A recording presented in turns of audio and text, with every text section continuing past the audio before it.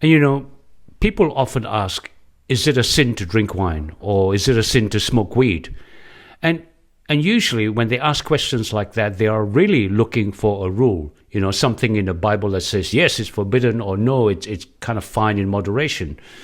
But from God's perspective, there is a deeper and more important question to ask, and it's this one.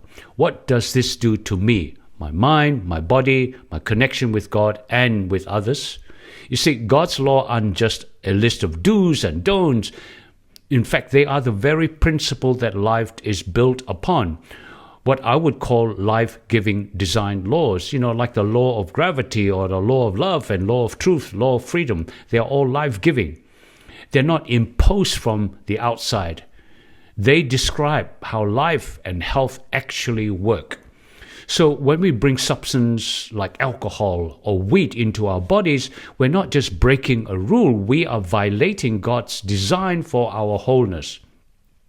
Now, these substances is known to impair the mind, especially the frontal lobe, the thinking part, the part that's responsible for reasoning, for moral decision-making, and our ability to hear God's voice.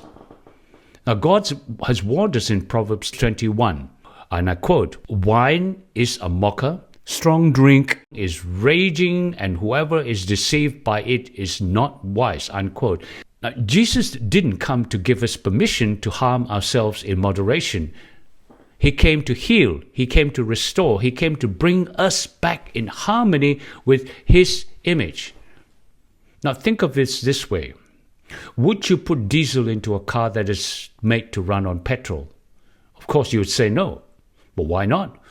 Because it may run for a little moment, but you are going to damage the engine from the inside out.